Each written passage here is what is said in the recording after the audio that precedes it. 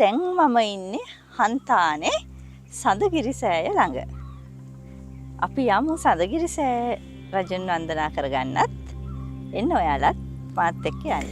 ඔයාලා මගේ මේ පසුබිමෙන් දකින්න ඇති වාහන පාකින් එකක් තියෙනවා. එතනට එන්න පුළුවන් කාර් එකක්, වෑන් එකක්, ත්‍රිවිලර් එකක් වගේ පොඩි වාහනයක් විතරයි. එහෙම නැතුව ඔයාලා බස් එකකින් වගේ සඳගිරි සෑය වන්දනා කරන්න එනවා නම් පහළ තියෙනවා ලොකු පාකින් එකක්. එතන තමන්ගේ වාහනේ පාක් කරලා තමයි උඩට එන්න අවශ්‍ය වෙන්නේ. මේ ස්ථානයට පැමිණි මොහොතේ ඉඳලම සෑය රජාණන් වහන්සේ ළඟට යන්නත් කලින් ඉඳලම මගේ හිතට දැනුනේ ලොකු සැහැල්ලුවක්, සැනසීමක්. ඒකට ප්‍රධානම හේතුව තමයි මෙතන තියෙන පිරිසිදුකම සහ පිළිවෙල. හරිම ලස්සන වටපිටාවක් තියෙන්නේ. ඉතින් මුළු මළුවේම ගල් අතුරලා හරි ලස්සනට තියාගෙන ඉන්නවා. මේ චෛත්‍යයට පිවිසෙන ගල් පඩිපෙළ, ඒ වගේම ඒ පඩිපෙළ පාමුල තියෙන සිංහ රූප දෙක, අත්වාරුව, මේ හැම දෙයක් දිහාම බැලුවාම මට නම් මේක නවීන ඉදිකිරීමකට වඩා දැනුනේ හරි පෞරාණික බවක්. මේ පඩිපෙළ පාමුලේ ඉඳලා හිස ඔසවලා බලනකොට සුදෝ සුදට පේන සෑ රජාණන් වහන්සේ දැක්කහම හිතට දැනෙන්නේ පුදුමාකාර සුවයක්. මම දැන් ඉන්නේ සෑ ගර්භය ඇතුළත. මෙතන ශාන්ත බුද්ධ ප්‍රතිමා වහන්සේ නමක් වැඩ ඉන්නවා.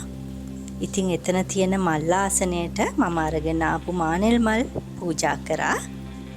ඒ වගේම ඔයාලත් මෙතනට ආවොතින් ඔයාලට පුළුවන් මේ සෑ ගර්භයේ වටේටම ඇවිදගෙන යන්න. මෙතන තන්නංකර බුදුරජාණන් වහන්සේගේ පටන් ගෞතම බුදුරජාණන් වහන්සේ දක්වා මේ භද්‍ර කල්පයේ පහළ වුණු අටවිසි බුදුරජාණන් වහන්සේලාගේ බුද්ධ ප්‍රතිමා වහන්සේලා තැන්පත් කරලා තියෙනවා. ඉතින් ඒ බුද්ධ ප්‍රතිමා වහන්සේලාත් සදහසිතින් වන්දනා කරගන්න ඔන්න මට අවස්ථාව ලැබුණා.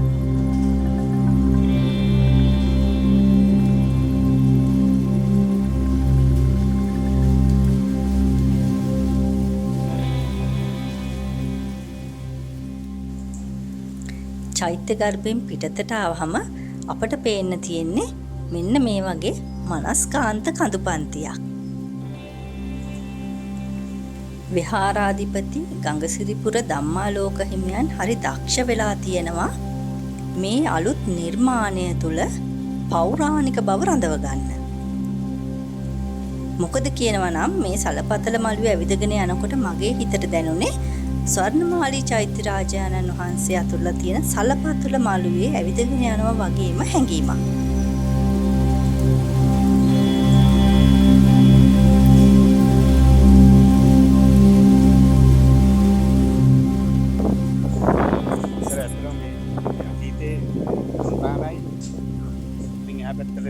භූමියක් තියෙනවා. ඒක දැන් කියන වාකරවත් එකේ දුනුමඩලාව ඒක කලින් රජුගේ ඉඩම් කියලා තමයි තිබිලා තියෙන්නේ. ඒ කියන්නේ අනවසරයෙන් කාටවත් අසුත් වෙන්න බැරි රක්ෂිත භූමිය. ඒක තනි කරම මේ වෙනම මේ විනක් වගේ වෙන් කරලා තියෙනවා. රජුරුවන්ගේ. තාමත් මඩලාවේ තියෙනවා ඒක වතුර කවුරුදකට වතුර. ඉතින් මට ඔයාලට අඳුන්වලා දෙන්න බැරි වුණා. මේ තමයි සුරංග. මං කිව්වේ අපිට යාළුවෙක් හම්බුණා. එයා තමයි අපිව මෙතනට එක්කගෙන ආවේ කියලා. මේ ඔයාලට ඉස්සරහින් පේන්නේ හන්තාන කඳුවැටිය. හන්තානට පායන සඳ ලස්සනයිද කියලා බලන්න නම් මෙතනට එන්න ඕන පොයේ දවසක. එතනම අපිට මේ ඉස්සරහින් පේනවා හන්තාන කඳුවැටිය. එතනින් තමයි මේ සාමාන්‍යයෙන් මේ විශ්වවිද්‍යාල ශිෂ්‍යෝ එහෙම කඳු තරණය කරන කට්ටිය හන්තාන කඳ නගින්න පටන් ගන්නවා. ඊට පස්සේ ඔය මේ රේන්ජ් එක දිහා මේ පැටිය දිගේම යන්න පුළුවන්. ඊට පස්සේ මැද තියෙනවා අරහරියේ තියෙනවා ඌරාගල. අපිට ඊට පස්සේ තව පොඩ්ඩක් එහාට ගියාම ඌරාගලින් එහා පැත්තට තියෙන කටුසු කොන්ද. කොහොම ගියාම අන්තිමට අර ඈතින් පේන්නේ අපිට හේවායට උඩ හරිය. එතනින් එහා පැත්තේ තියෙන හේවායට. ඒ කියන්නේ ඇත්තටම මේ හන්තාන කඳුපන්තියේ කෙලවර වෙන්නේ නුවරඑළිය කිකිලියාමාන්න හරියෙන් තමයි ඉවර වෙන්නේ. එච්චර දුරට විහිදෙනවා මේ කඳුර. දුරට විහිදෙනවා. මහනුවර දිස්ත්‍රික්කයේ අනිත් එක නුවරඑළිය දිස්ත්‍රික්කය.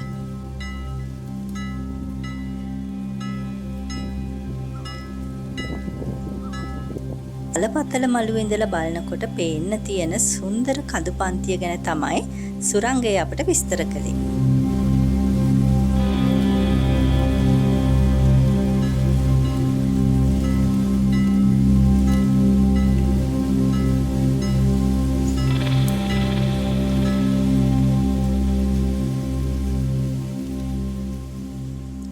ගංගසිරිපුර ධම්මාලෝක ස්වාමින් වහන්සේගේ නිර්මාණශීලී බව මොනට විදහාපාන තවත් අංගයක් තමයි මේ විහාර භූමියේ තියෙන උද්‍යාන අලංකරණය. ලස්සනට තන පිඩලි අල්ලලා, ගල් වැටි බැඳලා, නොයෙක් වර්ණයේ වර්ගවල මල් වගා කරලා හරි ලස්සනට මේ උද්‍යානය පවත්වාගෙන යනවා. ඉතින් මමත් ආසාවෙන් හිටියා මෙතනට ඇවිල්ලා ස්වාමින් වහන්සේ එක්ක වචනයක් කතා කරන්න. නමුත් මට ඒ අවස්ථාව ලැබුණේ නැහැ. ස්වාමීන් වහන්සේ විහාරස්ථානයේ වැඩ සිටියේ නැති නිසා. ඒත් මම බලාපොරොත්තු වෙනවා නැවතත් දවසක මෙතනට ඇවිල්ලා ස්වාමීන් වහන්සේ එක්ක වචනයක් කතා කරන්න. කලබලකාරී වටපිටාවෙන් මොහොතකට මිදිලා මේ පරිසරයේ තියෙන සිසිලසත් එක්ක මානසිකව ඒකාග්‍ර වෙන්න පුළුවන් හොඳම තැනක් තමයි මේ සඳගිරි සෑය කියලා කියන්නේ. ඉතින් ඔයාලත් එන්න හන්තානට ඇවිල්ලා මේ සඳගිරි සෑය වන්දනා කරලා මේ සුන්දරත්වය විඳ ගන්න කියලා මම ආරාධනා කරනවා.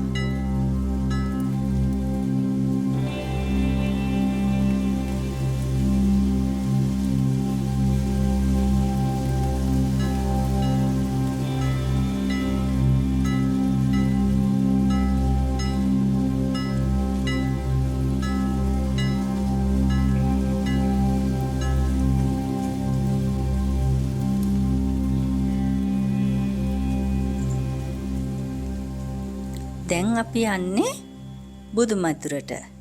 මේ බුද්ධ මන්දිරය නිර්මාණය කරලා තියෙන්නේ බෑඋමක කණු මත. ඒ බුද්ධ මන්දිරයට ප්‍රවිෂ්ඨ වෙන්නත් ලස්සනට පාලමක් හදලා තියෙනවා. ඒ පාමුල දෙපසත් මුරගල් දෙකක් තියෙනවා නිර්මාණය කරලා.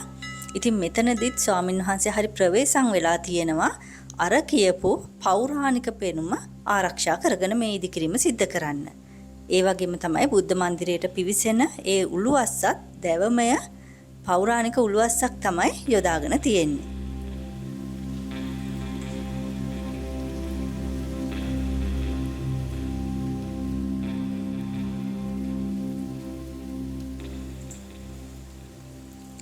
මේ බුද්ධ මන්දිරය තුල අපිට දකින්න තියෙන්නේ බුදුරජාණන් වහන්සේගේ ප්‍රතිමා වහන්සේ නමක් පමණයි. මේ වටේටම මේ බිත්ති සිතුවම් කරලා තියෙනවා ලස්සනට. ඉතින් මෙතන හරි ඉඩකඩක් තියෙන තැනක්. බුද්ධ මන්දිරය ඇතුළත විශාල පිරිසකට පොහොය දවසකට සිල් සමාදන් වෙලා වුණත් ඉන්න පුළුවන් ආකාරයට තමයි නිර්මාණය කරලා තියෙන්නේ.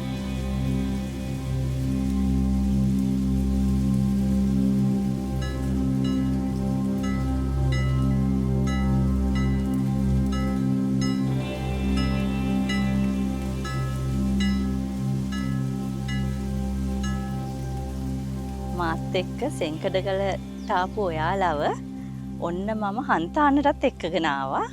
ඉතින් මේ වීඩියෝ එක මෙතනින් බලලා මං ගැන මතකය මහවැලි ගඟට නම් ගුලි කරලා දාන්න එපා. ඔයාලා ටච් ඇන්ඩ් සෙන්ස් channel එක තාමත් subscribe කරලා නැත්නම් දැන්ම මගේ channel එක subscribe කරලා ඒ එක්කම තියෙන bell all කියන icon එක press කරලා මගේ අලුත් වීඩියෝස් එක දිගින් දිගටම රැඳිලා ඉන්න කියලා මම ඔයාලගෙන් ඉල්ලා සිටිනවා. එhmenan like එකක් comment එකක් දාලා ඔයාලගේ අදහසුත් share කරගන්න. එහෙමනම් තවත් අලුත් වීඩියෝ එකකින් ඉක්මනටම නැවතත් අපි මුණ ගැහෙමු. ඒත් එක්ක ඔයාලා හැමෝටම සුබ දවසක්.